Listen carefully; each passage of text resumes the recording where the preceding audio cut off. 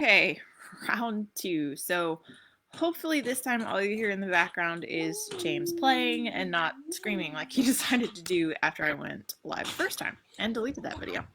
Sorry, my eyes itching. So I wanted to talk today about oil safety and dilution because I've had some people ask like, how do I dilute this, or how many drops of this to that, or whatever.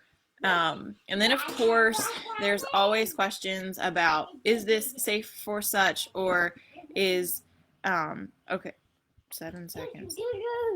This may not have caught all of what I just said, so let me just back up and make sure I got it. Thank you for the puzzle piece. Can you keep that, please? Oil safety and dilution, because I get questions about this frequently, especially from new members, but sometimes even current members who haven't used a particular oil before or whatever. So let me just clear up some of the myths that are out there and talk about why they're not true, especially for our oils. And then we'll also talk some dilutional ratios. So when you guys want to make a blend of your own or just stretch an oil a little further, you'll know how to work that. So first of all, let's talk about all of the things that you hear on the internet.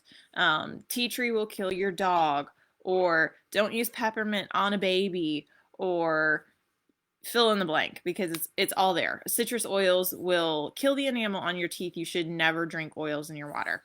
Wrong, wrong, wrong. Okay? I am not a scientist. I have no degrees behind my name. Science was definitely not my best subject in school. But I can tell you none of those things are true. And why can I tell you that? Because one, I use tea tree on my dogs and they're still alive. Two, I use peppermint on my baby. He's still alive. And three, I've drank citrus oils in my water for a long time now, and I still have my teeth. They're not eroding, and there's nothing wrong with them. So why are these myths out there, and why is that not a problem for us? They're out there because there are multiple brands of oils from multiple places, and people are buying oils that are adulterated and do not stick to a true standard of purity. So if you have not heard about Young Living's standard of purity, we call it our seed to seal promise. We control the whole process of each oil, from the seed being planted in the ground to the fact that we don't use pesticides. We hand harvest them at just the right time, distill them in just the right way, whether that's with heat or a cold process or pressing or whatever goes into it. We let plants sit for a certain amount of time before we distill them to get the most out of them.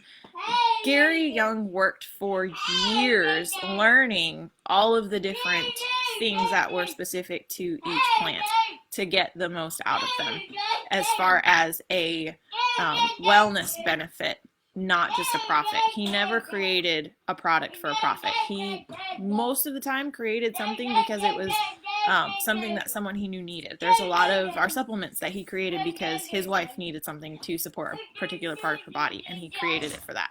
So he was a very purpose-driven person. It had nothing to do with the profit, and I love that about Young Living.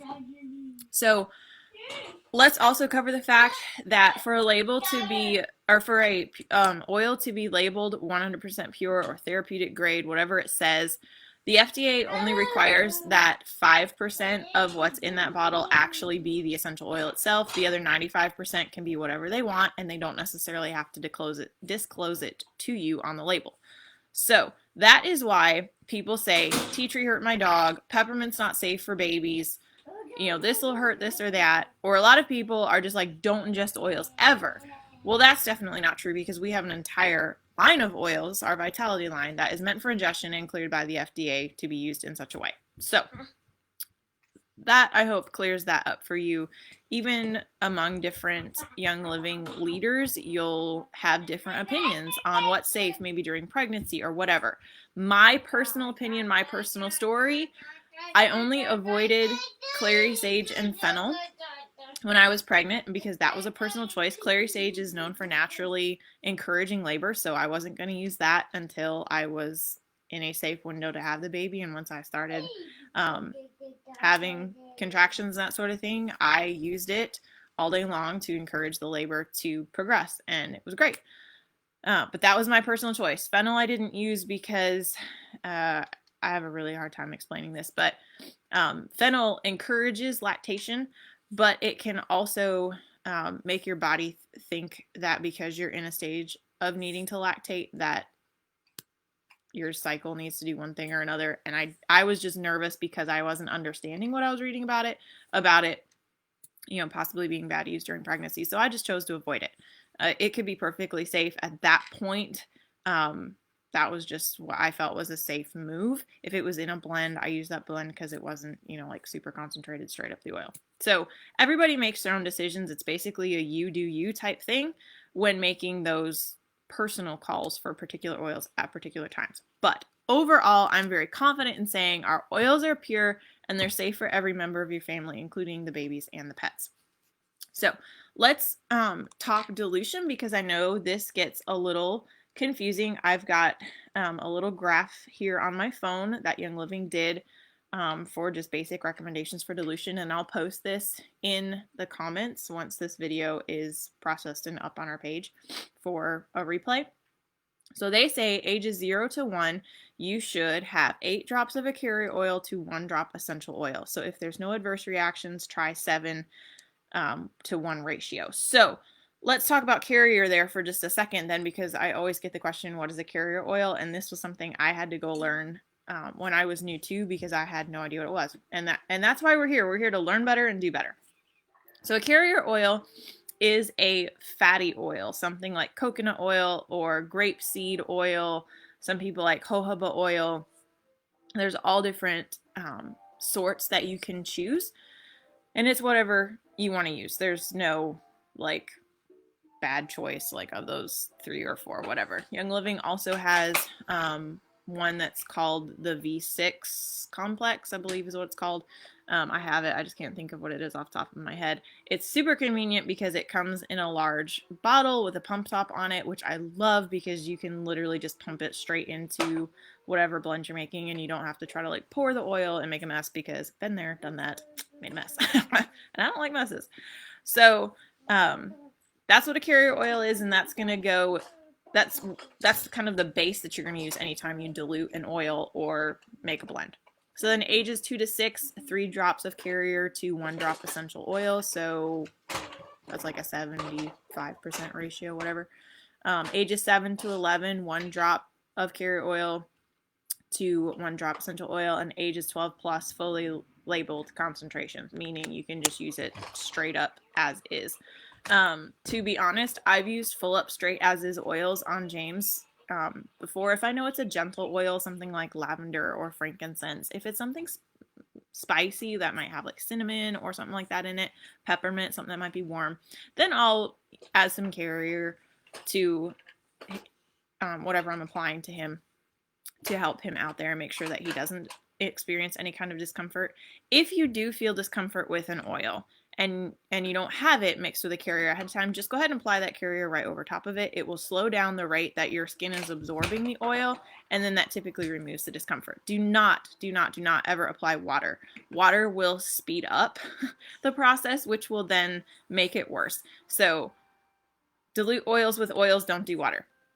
When you drink them, that's fine. It's not going to harm you. But if you're experiencing discomfort on your skin, don't go for water. I lost what I was going to say because I jumped to that because that came to my mind. Yeah, so apparently whatever I was going to say there didn't need to be said. But those are the basics of diluting and whatnot. If you're making a blend of oils, if you're following a recipe, typically they say, so many drops of this, so many drops of this, so many drops of this, top with a carrier. So all that means is you're going to put in however many drops of each oil you want in your blend, and then whatever space is left in the bottle you're using, you're just going to fill it up with the carrier oil.